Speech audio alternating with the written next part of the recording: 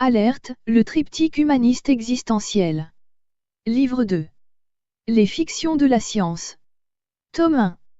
Chapitre 15. Le droit à la vérité. Le droit à la vérité ne serait-il qu'une fiction?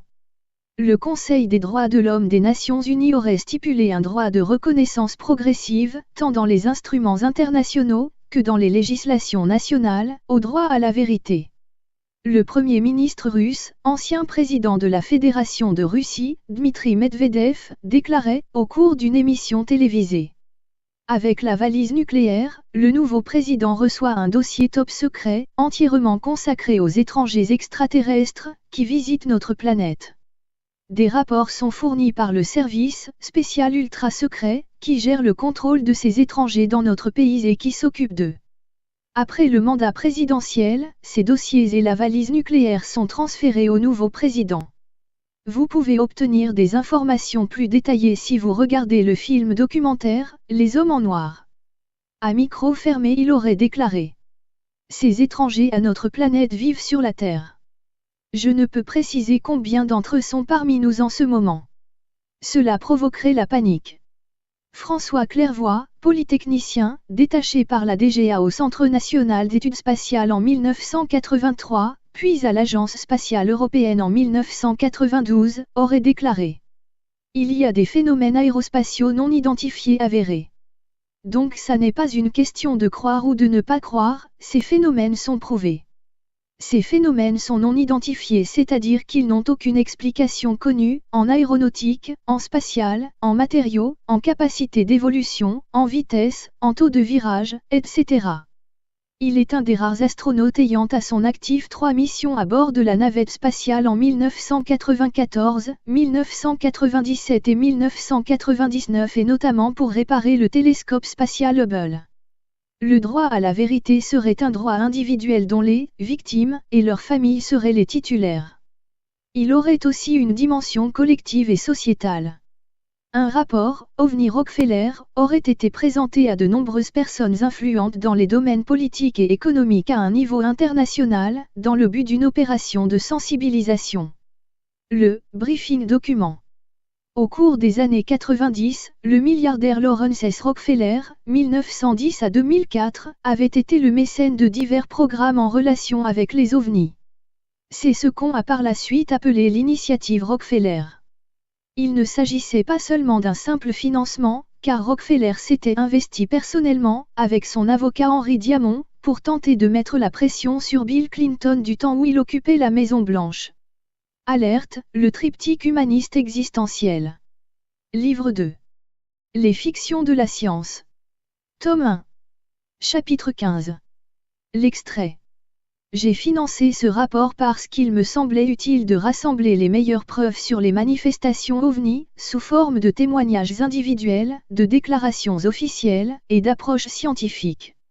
Lawrence Rockefeller accepte de financer un projet pour l'UFORC, un rapport spécial sur les ovnis tiré à 1000 exemplaires et destiné aux grands leaders mondiaux.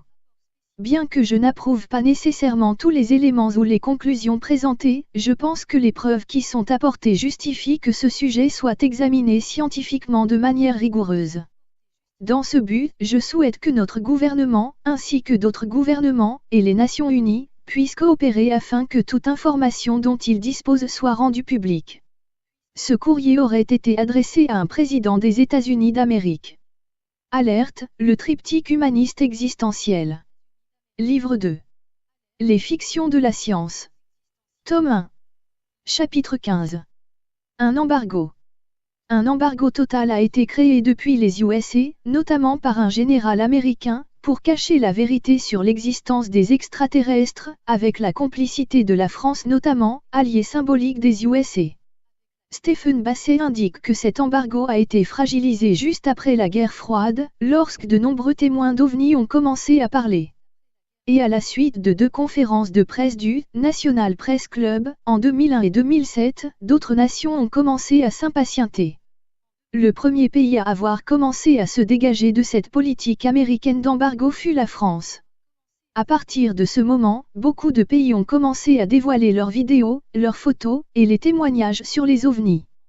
au Canada, au Mexique, en Uruguay, au Brésil, etc. Le gouvernement des USA continuait à conserver le silence ou à nier les faits. Le milliardaire Lawrence Rockefeller qui s'intéressait aux ovnis a utilisé cette initiative pour demander une divulgation au président américain Bill Clinton. Il a été voir Bill Clinton et d'autres personnalités de la Maison-Blanche pour leur demander d'apporter leur soutien pour la divulgation du rapport. Lawrence Rockefeller était fort impliqué sur les ovnis, notamment en finançant des études médicales sur l'enlèvement d'humains, par exemple. Lawrence Rockefeller souhaitait même publier des annonces dans la presse pour accélérer le processus de divulgation auprès de la présidence des USA. On l'aurait dissuadé de le faire. Lawrence Rockefeller a informé de nombreux sénateurs et ministres américains de son initiative. Certains ont été fort intéressés. Notamment le vice-président Al Gore et Leon Panetta, chef de cabinet de Bill Clinton à l'époque, puis directeur général de la CIA sous Obama. Mais grâce à l'application d'une loi sur la liberté d'information, Grant Cameron, un ufologue américain, a réussi à obtenir beaucoup de documents confidentiels. Après son décès, Lawrence Rockefeller a légué 1 millier de documents disponibles. Ils seraient accessibles actuellement en totalité sur le site de Stephen Bassey, le Paradigm Research Group, fondé en 1996. Avant l'élection de Bush, un certain John Podesta a fait 2 discours pour tenter d'ouvrir la divulgation sur les ovnis entre 2002 et octobre 2003. Il a reçu 25 millions de dollars provenant de George Soros pour créer le Center for American Progress, une organisation apolitique dédiée à la promotion d'une forte, juste et libre Amérique qui assure la chance pour tous. Son siège étant à Washington, D.C. Cet institut a contribué à guider la transition de Ronald Reagan en 1981 vers un projet pour une ouverture à la divulgation des documents. Des centaines de millions de dollars ont été injectés par Soros dans le monde pour l'ouverture de nombreux projets vers des gouvernements transparents dans le monde sur le sujet des ovnis. Alerte, le triptyque humaniste existentiel. Livre 2. Les fictions de la science. Tome 1. Chapitre 15. Un retournement de situation. À partir de 2007, beaucoup de révélations ovnis sortirent de terre dans tous les pays. Notamment, un militaire britannique du nom de Torres, dont sa hiérarchie lui avait donné l'ordre en 1957 d'abattre un ovni, qui d'après lui, avait la taille d'un porte-avions. Il n'a pu le faire, l'ovni ayant disparu avec une vitesse de 2500 miles à l'heure. Il a témoigné de cet acte lors d'une interview en octobre 2008 qui a provoqué immédiatement un impact foudroyant auprès des médias. En juillet 2009, la marine russe dévoile des documents sur des ovnis sous-marins. Obama décide d'ouvrir le dossier sur les secrets d'État. Mais délicatement. Sans trop d'efficacité. Au cours d'un diaporama, Stephen Bassey donne le détail de la liste des présidents qui ont été informés sur les ovnis. Tous les présidents, depuis Harry Truman, en auraient été informés. Il indique que les responsables des services de renseignement, CIA, militaires, etc., contrôlent l'aspect préoccupant de la sécurité des États-Unis. La divulgation n'était pas une petite affaire pour eux. Ils étaient soucieux qu'elle ne porte pas atteinte à la sécurité du pays. Stephen Bassey indique que Clinton et Bush Jr. n'étaient franchement pas appropriés pour la divulgation du sujet des ovnis. Lors de son élection, Obama nomma John Podesta, sur une initiative de Rockefeller, et Hillary Clinton, informée elle aussi sur la divulgation des sujets ovnis par la Rockefeller Initiative, et Robert Gates. Ainsi que Denis Blair, directeur du renseignement national, ancien assistant de Bill Clinton. Celui-ci indiqua que si Obama ne faisait pas la divulgation rapidement, d'autres pays comme la Chine, la Russie ou la France le feraient. Obama nomma Hillary Clinton et l'actuel directeur de la CIA ainsi que d'autres personnalités, dans son gouvernement. Ils connaissent tout sur le sujet d'ET. Ils en ont été informés par l'initiative Rockefeller. Ce n'était pas seulement dû au fait qu'il appartenait à la CFR du groupe Bilderberg et aussi d'autres organismes, comme le souligne Alex Jones dans son film Endgame. C'est apparemment plus subtil que cela. Alerte, le triptyque humaniste existentiel. Livre 2. Les fictions de la science. Tome 1. Chapitre 15. Seulement stupéfiant. Un autre article stupéfiant qui implique l'OMS portant sur des complots et rencontres secrètes qui auraient eu lieu en 2009 sur une île des USA avec des aliens reptiliens. Des sources indépendantes auraient demandé un face-à-face entre des responsables militaires américains et des ethnies extraterrestres. Les sources révèlent que deux hauts officiers de la marine des États-Unis auraient joué un rôle de premier plan dans un groupe d'interservices de travail chargé de ces réunions. Différents groupes d'extraterrestres s'y seraient impliqués. Une autre source affirme que le contact extraterrestre comprend des groupes connus comme celui des reptiliens, et d'autres, encore plus surprenants, parce que structurés à base de silicium et d'une forme de vie baptisée conformaire. Une autre source, très différente, affirme que des extraterrestres appelés Evans, du système Reticuli, de l'étoile Zeta, et qui seraient connus plus familièrement comme étant les gris. Une quatrième source affirme que de hauts responsables chercheraient des extraterrestres qui représenteraient une association d'étoiles-nations, permettant d'assurer une liaison avec de hauts responsables militaires. Une autre source, encore, affirme avoir participé à des face-à-face entre des officiers de l'US Navy, qui au cours de février 2008, auraient révélé l'existence d'une série confidentielle de réunions à l'ONU où le sujet des ovnis et celui de la vie extraterrestre y auraient été discutés. En juin 2008, cette source, fut affectée à un autre projet qui comprenait des rencontres directes avec deux groupes d'extraterrestres pour un projet secret. Il aurait eu l'opportunité de monter à bord de leur vaisseau spatial, à 3 occasions différentes. Un groupe serait une espèce de reptilien prospectif, et un autre à base de silicium serait une forme de vie qu'ils surnommaient le Canformus. Un certain nombre d'autres chercheurs auraient rencontré et interviewé une autre source, qui aurait précisé qu'il s'agissait d'un officier de l'US Navy. Récemment, 2 enquêteurs sur les ovnis, basés à New York, ont donné 3 heures d'entrevue concernant l'implication de la source, dans un projet concernant des secrets en rapport avec la vie extraterrestre. Ils auraient révélé qu'un service secret du groupe de travail aurait tenté d'informer le président Obama à propos du projet de liaison avec des extraterrestres. Une source anonyme associée à la Defense Intelligence Agency a récemment affirmé que le 12 novembre 2009, l'armée a rencontré des extraterrestres sur l'atoll Echo des îles Johnston, appelés Evans, provenant du système Reticula de l'étoile Zeta. La séance présumée faisait partie d'un ensemble continu de discussions diplomatiques et d'échanges qui dateraient déjà depuis plusieurs décennies. Cette information a été le dernier épisode lié à un projet, présumé classé, appelé Serpo. Ce programme d'échange secret aurait eu lieu avec des visiteurs extraterrestres provenant de Zeta Reticula. Des rapports anonymes seraient publiés. Les Evans auraient été réunis à Echo Island avec des représentants des États-Unis, des Nations Unies, de la Russie, de la Chine, du Vatican et de quelques autres invités. Les représentants américains seraient 5 militaires, 2 officiers du renseignement, un linguiste et une personne représentant l'administration Obama.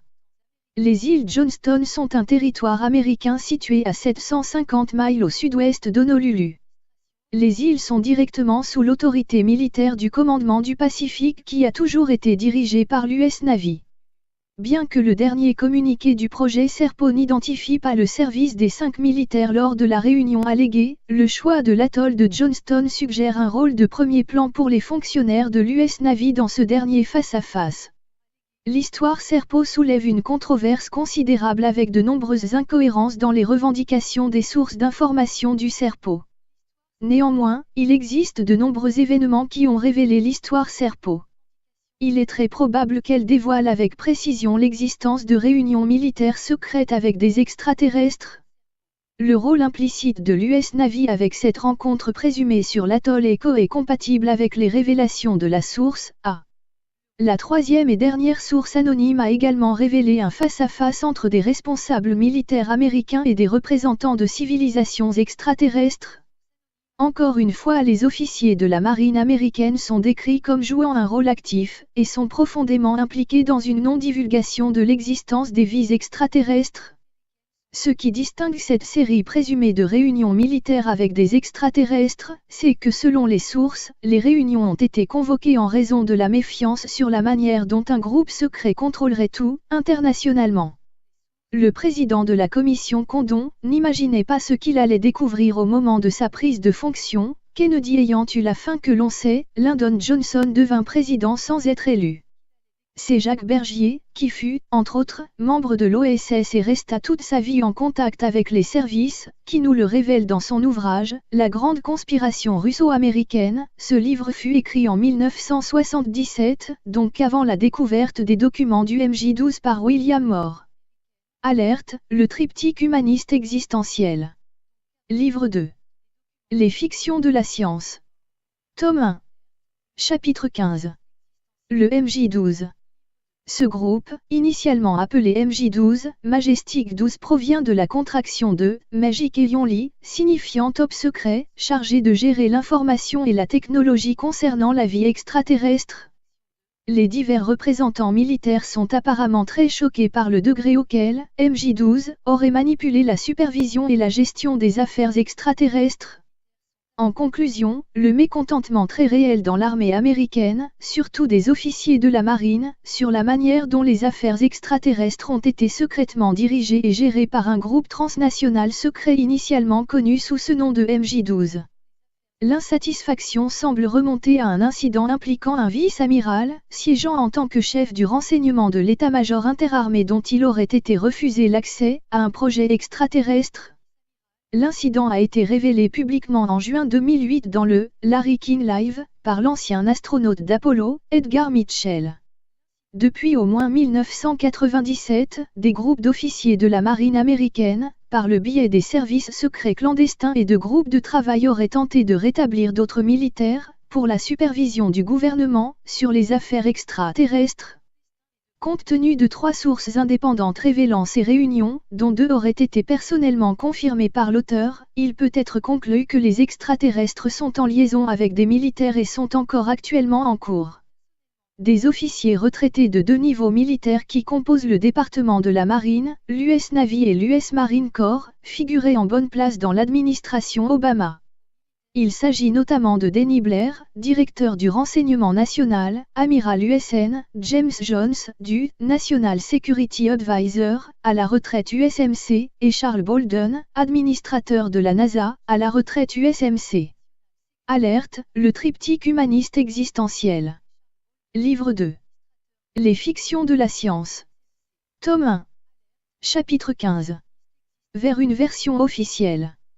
Par conséquent, un programme de liaison militaire des États-Unis avec des extraterrestres, pouvant être divulgué au public par des officiers de la marine américaine, à partir d'un groupe de travail des services secrets, encouragerait l'administration Obama à aller de l'avant avec une annonce publique sur la réalité de la vie extraterrestre. Et, justement, en janvier 2010, le monde de l'ufologie, plus ou moins officiel, s'attendait à des révélations cruciales de l'administration Obama à propos de contacts extraterrestres. Selon de nombreux spécialistes, Barack Obama, tout juste auréolé du prix Nobel de la paix, aurait alors acquis la légitimité pour annoncer ce que beaucoup de personnes savaient déjà. Il faut bien constater que l'annonce imminente se fait encore attendre. Peut-être les aliens se sont-ils perdus en chemin, ce qui prouverait qu'à tout le moins, ils n'ont pas encore inventé le GPS. Et ça, finalement, c'est plutôt bon, pour l'orgueil des humains. Alerte, le triptyque humaniste existentiel. Livre 2. Les fictions de la science. Tome 1. Les livres brochés de cette collection Alerte sont en vente chez Amazon, livre français, Philippe Vaisseau. Alerte, le triptyque humaniste existentiel, ses romans. Le fascicule de présentation. Le livre 1, le dernier regard en 2 tomes. Le livre 2, les fictions de la science en 2 tomes. Le livre 3, l'insouciance de la conscience en 2 tomes. Le fascicule d'expertise. Alerte.